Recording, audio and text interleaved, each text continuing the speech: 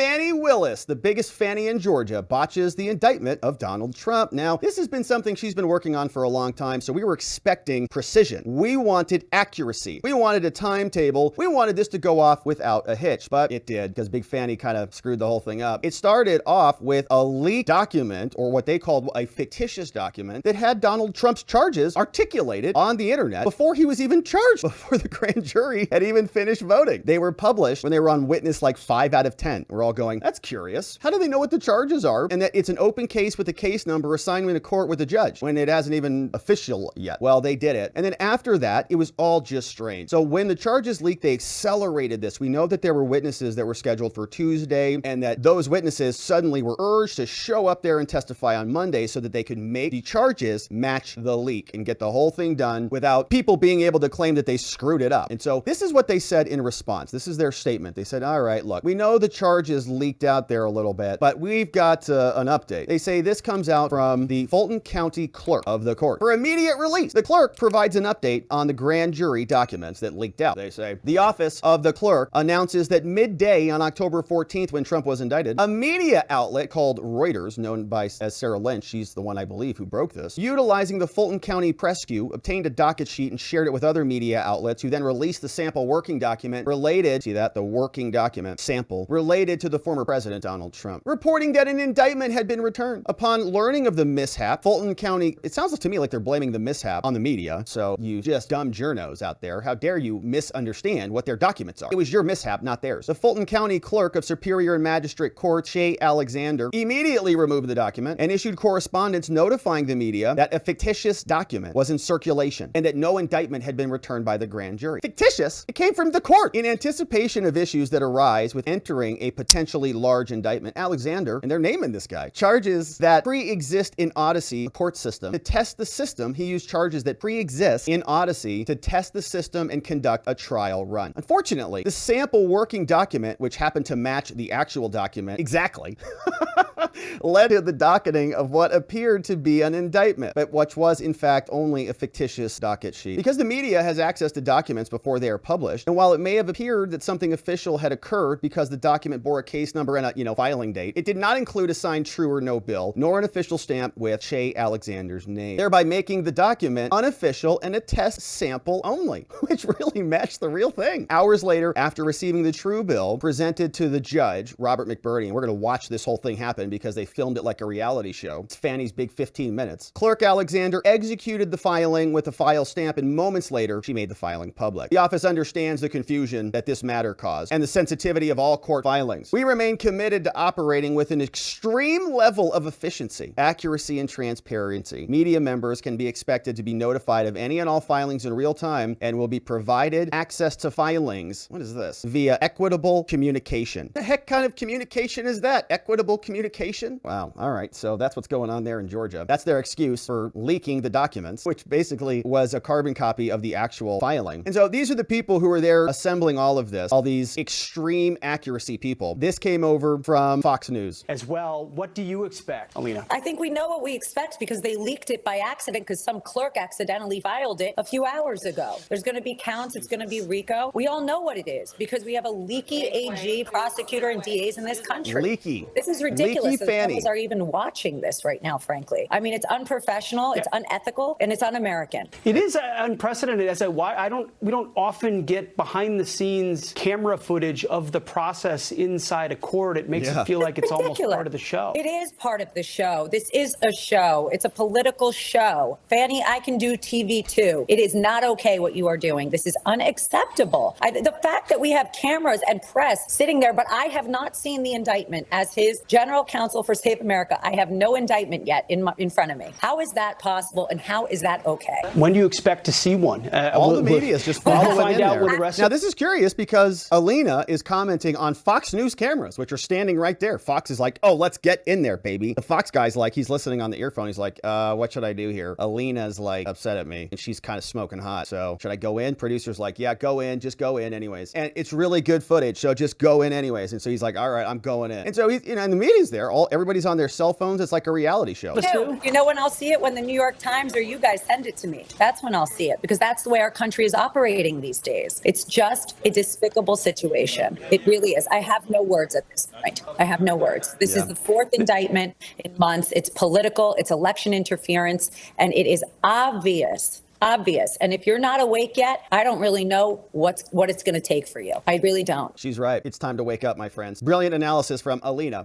Now, after you saw that little assembly line, like they're marching the indictment down to present in front of the judge, like Lion King or something, you have this, Simba, with the indictment. And then we have Judge Robert McBurney, who's just waiting there. I mean, he can't wait. So the media is sitting there with bated breath. They're all just sitting around. Oh, here it comes. They're going to walk it through. Here it is. Dun, dun, dun. The big momentous event. Is it evening or night? Evening or night. I don't know where I am. Thank you.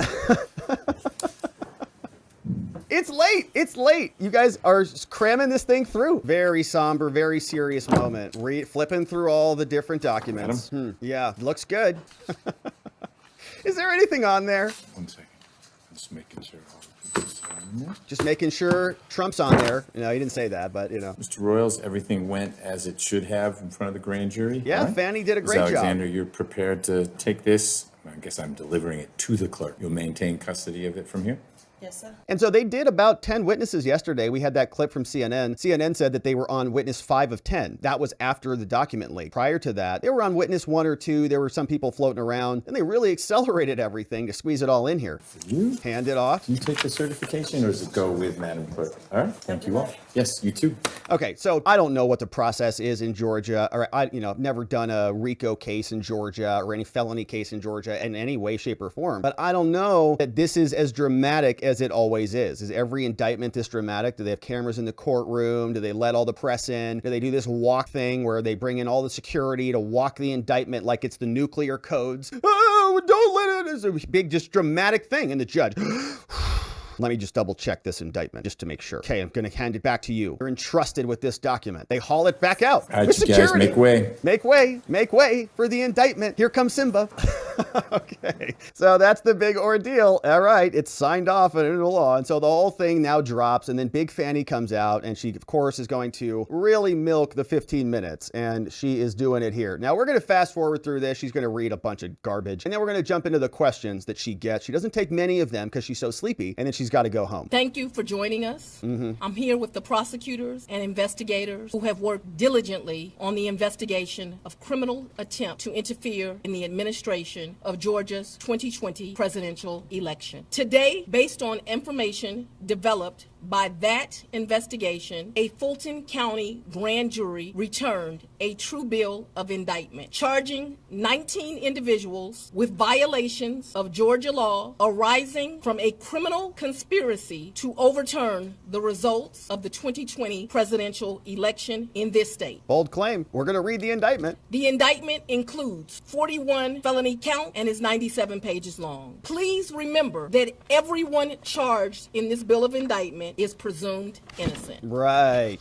Specifically, that left a long time the ago. indictment brings felony charges against Donald John Trump, Rudolph William Louis Giuliani, John Charles Eastman, lawyer for Trump, Mark Randall Meadows, John Cheeseborough, Jeffrey Clark, Jenna Lynn Ellis, Ray Stallings Smith III. All right, so not going to listen to all of them. Powell Kathleen, and Misty Hampton, also known as Emily Misty Hayes. Every individual charged in the indictment is charged with 1 count of violating Georgia's Racketeer, Influenced, and Corrupt Organizations Act through... That's RICO. So they're saying that 2 or more people were racketeering. They were colluding. They were conspiring to do these things. RICO allows you to connect all of them under one case, essentially. And then as long as they did some act in furtherance of the underlying effort, then they can be included. We're going to go through all those various acts and why all these people were included. Participation in a criminal enterprise in Fulton County, Georgia, and elsewhere to accomplish the illegal goal of allowing Donald J. Trump to seize the presidential term of office beginning on January 20th, 21. Specifically, the participants in association took various actions in Georgia and elsewhere to block the counting of the votes of the presidential electors who were certified as the winners of Georgia's 2020 general election. As you examine the indictment, you will see acts that are identified as overt acts and those that are identified as predicate acts, sometimes called acts of racketeering activity. Overt acts are not necessarily crimes under Georgia law in isolation, but are alleged to be acts taken in furtherance of the conspiracy. Many occurred in Georgia and some occurred in other jurisdictions and are included because the grand jury believes they were part of the illegal effort to overturn the results of Georgia's 2020 presidential election. Pausing quickly, it is a distinguishing difference between crimes and acts. Acts are just things that are legal. You can send text messages and do certain things, but if they're done for the furtherance of the greater crime, they can include a non-illegal act, impute motive and connection, that there's causality between the act and the furtherance of the crime, and then prove their case under this type of statute. The acts identified as predicate acts or acts of racketeering activity are crimes that are alleged to have been committed in furtherance of the criminal enterprise. Acts of racketeering activity are also charged as separate counts in the indictment against those who are alleged to have committed them. All elections in our nation are administered by the states, which are given the responsibility of ensuring a fair process and an accurate counting of the votes. That includes elections for presidential electors, Congress, state officials, and local offices. The state's role in this process is essential to the functioning of our democracy. Georgia, like every state, has laws that allow those who believe that results of an election are wrong, whether because of intentional wrongdoing or unintentional error, to challenge those results in our state court. The indictment alleges that rather than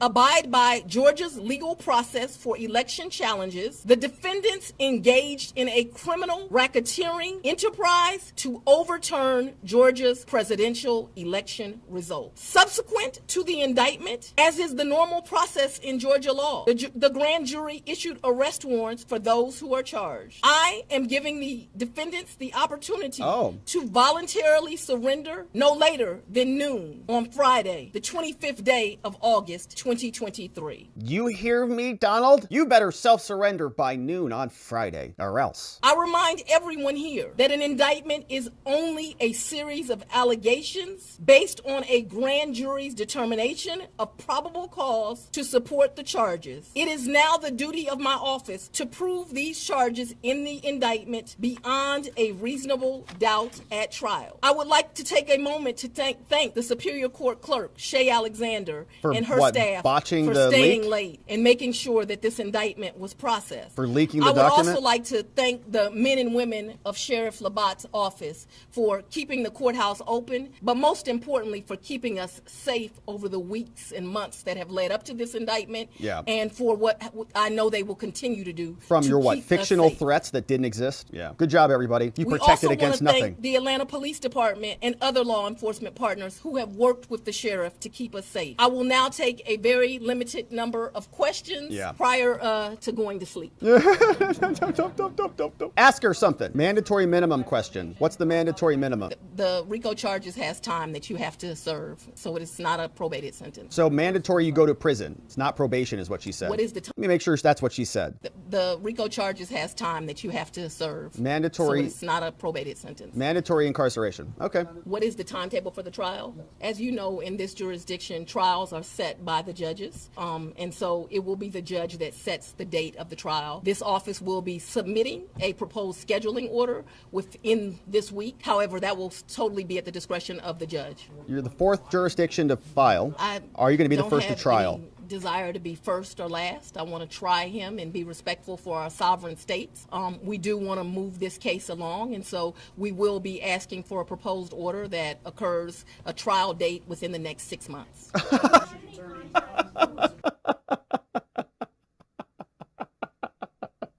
There's 19 defendants. There's 19 defendants with 41 counts in a RICO case, and she wants a trial in 6 months. Oh my gosh. Oh, she's so full of crap. More about the document leak. What happened? Why'd your office leak the charges? Seems like you already indicted him before the grand jury voted. No, I can't tell you anything about what you refer to. What I can tell you is that we had a grand jury here in Fulton County. They deliberated till almost 8 o'clock, if not right after 8 o'clock. An indictment was returned. It was true billed, and you now have an indictment. I am not an expert on clerk's duties or even administrative duties. I wouldn't know how to work that system, and so I'm not going to speculate. Next question. Next question. Have you talked to special counsel about overlap with the federal cases? Do I intend to try the 19 defendants in this indictment together? Yes. Going to try them all together in one trial? I'm not going to discuss our investigation at this time. I'm going to take... I make decisions in this office based on the facts and the law. The law is completely nonpartisan. That's how decisions are made in every case. Really? To date, this office has indicted, since I've been sitting as a district attorney, over 12,000 cases. This is the 11th RICO indictment. 11. We followed the same process. We look at the facts. We look at the law. Good. So we'll have some things to compare it against. How quickly did the other cases go? All right, they're done. No more questions. She's tired. All right, Big Fani walks on out of Georgia, district attorney. Doesn't answer many questions. Press release on one of the most ridiculous indictments that we've ever heard of. We've got 19 defendants, 41 counts, 97 pages, and she's going to bring this thing to trial in 6 months. Okay, it's not political at all. So Donald Trump issued a response here, and his campaign put this out. They said, look, August 14th, they said, like Manhattan DA Alvin Bragg, like deranged Jack Smith, like New York Letitia AG Letitia Tishy James, Fulton County GA's radical Democrat District Attorney Fani Willis is a rabid partisan who is campaigning and fundraising on a platform of prosecuting President Trump through these bogus indictments. Ripping a page from crooked Joe Biden's playbook, Willis has strategically stalled her investigation to try and maximally interfere with the 2024 presidential race and damage the dominant Trump campaign. All of these corrupt Democrat attempts will fail. Combined with the intentionally slow-walked investigations by the Biden-Smith goon squads and the false charges in New York, the timing of this latest coordinated strike by a biased prosecutor in an overwhelmingly Democrat jurisdiction not only betrays the trust of the American people, but also exposes true motivation driving their fabricated accusations. Just making it up. They could have brought this 2.5 years ago, yet they chose to do this for election interference reasons in the middle of Trump's successful campaign. He is not only leading all Republicans by a lot, but he is leading against Joe Biden in almost every poll. President Trump represents the greatest threat to these Democrats' political futures and the greatest hope for America. They say the legal double standard set against President Trump must end. Under the crooked Biden cartel, there are no rules for Democrats, while Republicans face criminal charges for exercising their First Amendment rights. These activities by Democrat leaders constitute a grave threat to American democracy and are direct attempts to deprive the American people of their rightful choice to cast their vote for president. Call it election interference or election manipulation, it is a dangerous effort by the ruling class to suppress the choice of the people. It is un-American and wrong. They are taking away President Trump's First Amendment right to free speech and the right to challenge a rigged and stolen election that the Democrats do all the time. The ones who should be prosecuted are the ones who created the corruption. President Trump will never give up and will never stop fighting for you as we all work to make America great again in 2024. And I think this is a great statement. I know that there's a lot of anger and dejection out there because we are now on indictment number 4, but Donald Trump has said he needs 4 indictments to take this thing to victory, and we're just getting closer day by day. I don't think these people know what they are doing. Fani botches the Trump indictment, probably going to botch the rest of the prosecution. We'll continue to cover.